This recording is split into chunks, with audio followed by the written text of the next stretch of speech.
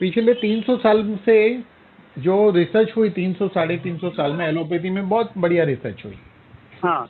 और रिसर्च उस ट्रैक पे निकली कि हर बीमारी की दवाइयाँ ढूंढी गई। जैसे शुगर है तो तुरंत कंट्रोल कर सकते हैं, बीपी है तो तुरंत कंट्रोल कर सकते हैं, बराबर, हर चीज की। बराबर है।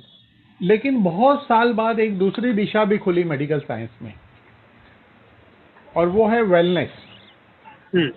तो वेलनेस का प्रिंसिपल ये है कि अगर हमारे सेल्स खराब नहीं हो गए तो हम बीमारी से बच सकते हैं। बराबर है सर। और हम बीमारी से बच गए तो हमको हो सकता है दवा खाना ही नहीं पड़े पूरी जिंदगी भर, बराबर है ना। और खाना पड़े तो हो सकता है कि जिंदगी के पिछले कुछ सालों में खाना पड़े। बराबर है। लेकिन हेल्थ केयर नहीं करेंगे तो हमने देखा 30, 35, 40 में डायबिटीज, हाइपरटेंशन ऐसी बीमारी में लोग फंसते हैं। तो मार्केट के अंदर वेलनेस के अंदर बहुत सारी कंपनियां प्रोडक्ट बेचती है। अभी उसमें वो प्रोडक्ट हमको मालूम होना चाहिए जो साइंटिफिक हो, जो हमें फायदा दे और लोगों को भी फायदा दे। बराबर। तो माईवेदिक्स के अंदर 2 प्रोडक्ट ऐसा है जो 90% लोग हेल्दी एंड अनफिट बोलेंगे हम उसको, और 9% लोग एक्चुअल बीमार है, जिसको बराबर है। डायबिटीज, हाइपरटेंशन, थायराइड यानी कि रेगुलर गोली खाते हैं, हाँ। और 1% लोग हॉस्पिटलाइज है।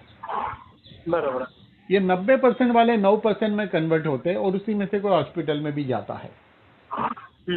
तो हमारे यहाँ 2 ऐसे फ्लैगशिप प्रोडक्ट है जो 90% हेल्दी लोग लेंगे तो वो बीमार पड़ने के चांसेस खत्म होते हैं, और 9% बीमार लोग भी अपनी दवाई के साथ उसको लेते हैं तो नई बीमारी पैदा होने से बच सकते हैं। जो बीमारी है वो आगे जाने से रुक सकती है, कुछ हद तक पीछे भी जा सकती है, बराबर। तो अभी ह्यूमन बॉडी बनी है 60 ट्रिलियन सेल्स से बनी है।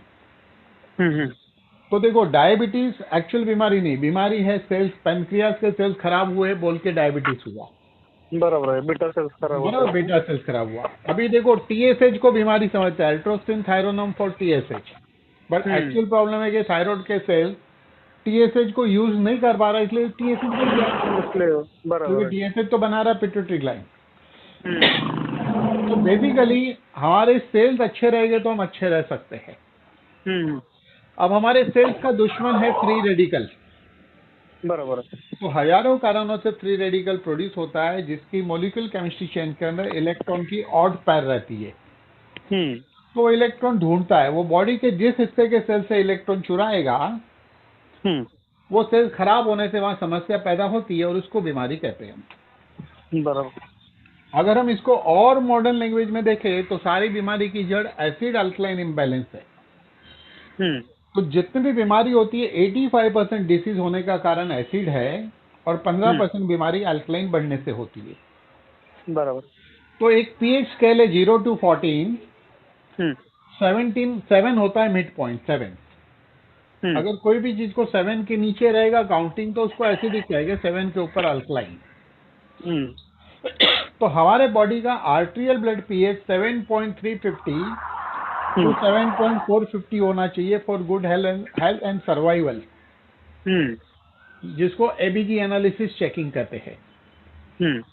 ये 7.320 होने पे भी समस्या होती है, 7.140 होने पे पेशेंट कोमा में जाता है, मेडिकली उसको एसिडोसिस कहते हैं। तो कोमा का ये एक कारण है, बाकी और मल्टीपल रीजन है, जैसे लो शुगर से, लो बीपी से, ब्रेन हेमरेज से, लॉट ऑफ रीजन से भी जाता है, लॉट ऑफ रीजन है, बराबर, ये एक कारण है। और जब पीएच 7.450 क्रॉस करेगा तो भी समस्या आती है। हमारे बॉडी में एसिड अल्कलाइन बैलेंस करने के लिए हमारे बॉडी के 2 ऑर्गन का मेजर रोल होता है। लेकिन सवाल यह है कि एसिड बढ़ता क्यों है? वो एसिड ही फ्री रेडिकल एक तरह से। तो एसिड बढ़ने का मेन कारण 2 है। एक तो है स्ट्रेस, जैसे वेगस तो डिस्टर्ब होगी तो स्टमक में हाइड्रोक्लोरिक गैस्ट्रिन पेप्सिन ज्यादा बनेगा और पेनक्रियास एंजाइम कम बनाएगी, जो एंजाइम एक्चुअली एंटासिड है, बराबर। और दूसरा कारण है एसिडिक फूड। तो बॉडी में एसिड बढ़ गया, लेकिन कुदरत ने ऐसे सिस्टम बनाई है कि हमारे लंग्स और किडनी एसिड को बैलेंस को कंट्रोल करते हैं। तो हमारे खाना केमिकल वाला है, हवा केमिकल वाली है, तो एक लिमिट तक ही वो दोनों ऑर्गन उस काम को कर सकते हैं। उसके बाद वो क्या बोलते हैं कि भाई हम इतना ही करेंगे, तो बॉडी के बराबर। इलेक्ट्रोलाइट वगैरह यूज हो जाते हैं एसिड न्यूट्रलाइज करने। उसके बाद भी एसिड ज्यादा है तो सेल्स एसिड देता है, अरे सेल्स अल्कलाइन देता है, सेल्स अल्कलाइन देता है। एक लिमिट के बाद सेल्स बोलता है अब मैं अल्कलाइन नहीं दूंगा, नहीं तो मैं मुसीबत में फंसूंगा, क्योंकि सेल्स का पीएच 3.5 होने पे सेल्स की डेथ होती है। तब होता है एक चमत्कार बॉडी में, ईश्वर ने बहुत अद्भुत रचना रखी है, और उस चमत्कार का नाम है body first option for body fat cell बनाती है बॉडी। और फैट सेल क्या करता है, एसिड को स्टोर करता है। तो जो मोटापा एक्चुअली एसिडिटी है। लेकिन अगर फैट सेल नहीं बना और स्टमक में एसिड है तो हम उसको हाइपर एसिडिटी कहते हैं, जिसके लिए डाइजीन वगैरह गोलियां खाते हैं। बराबर बराबर। लेकिन ऐसे स्टमक में नहीं रुक के डिओडेनम में चले गया तो डिओडेनल अल्सर हो सकता है। बराबर। अगर एसिड वहां नहीं रुके छोटी आंतड़ी में गया तो आईबीएस हो सकता है। बड़ी आंतड़ी में गया, छोटी में नहीं रुक गया, बड़ी में चला गया तो कॉन्स्टिपेशन, जिसको मूड व्याध कहते हैं, पाइस फिशर फिस्टुला, वो भी उसी से होता है। बराबर है। यही एसिड से वेरिकोस वेन होता है। अब देखो कितनी मजेदार एक नई बात बता रहा हूँ, गूगल में भी नहीं मिलेगी। अगर यही एसिड ब्लड में बढ़ गया तो कोलेस्ट्रॉल होता है। मजेदार बात है, ब्लड 5 से 6 लीटर होता है, तो कोलेस्ट्रॉल तो बहुत फैट नहीं बन सकता उधर, बॉडी 150 किलो फैल सकती है बाहर।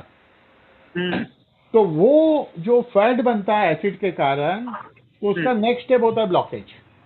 तो blockage is also one type of acidity in short. अभी यही एसिड लिवर में जाता है तो फैटी लिवर, क्योंकि फैट सेल वहां बनेगा एसिड को स्टोर करने। अभी आम बात हो गई फैटी लिवर की। बराबर। वही सिरोसिस ऑफ लिवर क्रिएट करता है, सेल्स डैमेज करते हैं लिवर के। किडनी के नेफ्रॉन्स को खराब करेगा, आगे चल के किडनी फेल होगी। यूरिक एसिड गाउट बढ़ जाएगा, और जॉइंट में एसिड गया तो आर्थराइटिस, लंबर स्पॉन्डिलाइटिस, स्पॉन्डिलोसिस वगैरह। आंखों की रोशनी वक्त के पहले कम होना, लोग कहते हैं पहले मेरी स्किन अच्छी थी अब नहीं रही क्योंकि स्किन के ऊपर एसिड चले गया। बाल के ऊपर एसिड गया तो बाल। तो इस तरह ये एसिड हमारी बहुत बड़ी समस्या है। तो अपने पास एक प्रोडक्ट है जिसका नाम अल्कोकेयर है।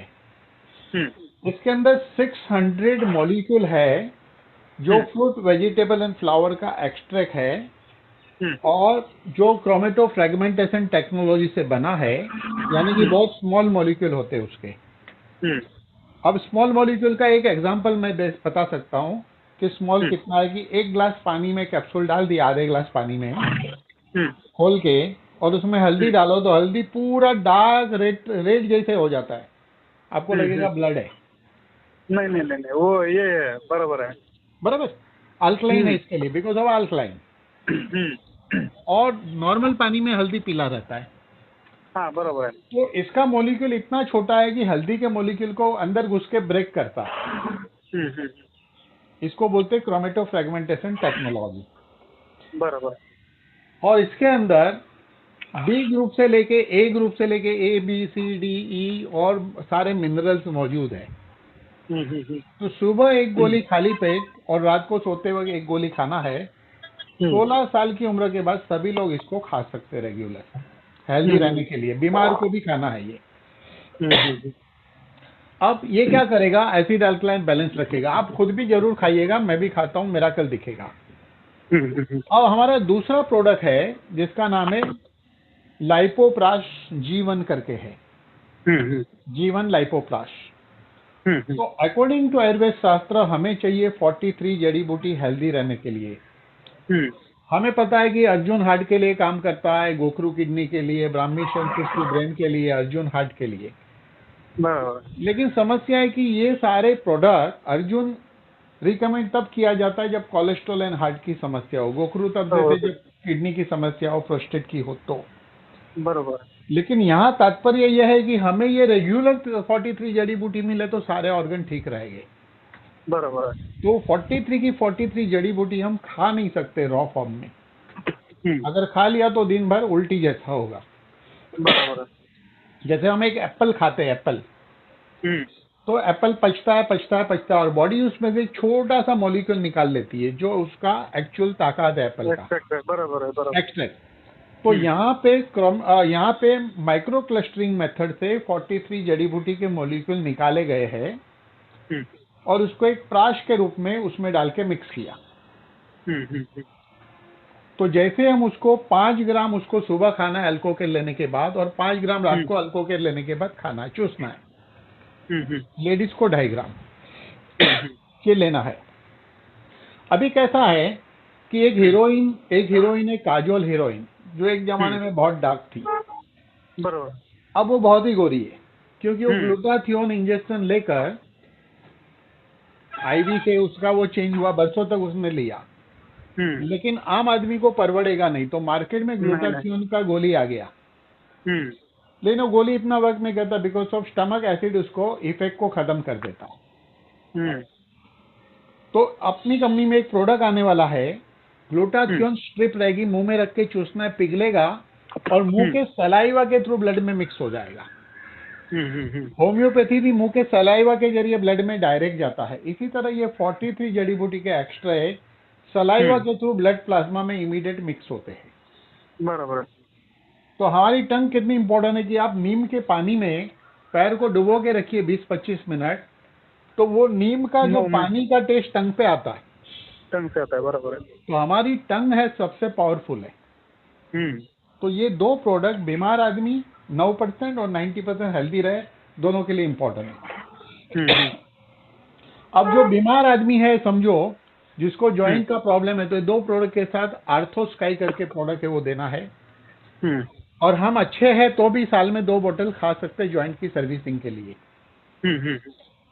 जिसको थायराइड प्रॉब्लम है तो यहाँ एक थायराइड के लिए गोली है, वो खानी है, वो अच्छे आदमी को खाने की आवश्यकता नहीं है। बराबर है, बराबर। जॉइंट का खाना चाहिए। अच्छा, इसी तरह डायबिटीज का प्रोडक्ट है, ये दो प्रोडक्ट के साथ डायबिटीज वाले ने डायबिटीज का प्रोडक्ट ले सकते हैं। इसी तरह एक वाइटलिटी के लिए प्रोडक्ट है, मेल वाइटलिटी के लिए प्रोडक्ट है, और उसका बहुत ही रिजल्ट है। डेली शाम को और सुबह शाम एक गोली खाया तो 4-5 दिन में उसका रिजल्ट दिखता है। वेरी नाइस प्रोडक्ट, प्रूवन है। फिर शिलाजीत है, ऐसे बहुत सारे और भी प्रोडक्ट है। मेरी एक वीडियो, उसमें मैंने सारे प्रोडक्ट के बारे में 5-5 मिनट समझाया हुआ है, एक बहुत अच्छा वीडियो है, तो वो भी आप देखिएगा जरूर। तो ये हो गई प्रोडक्ट की बात। अब देखो मजेदार बात क्या है कि आप एक अच्छे डॉक्टर हो तो एक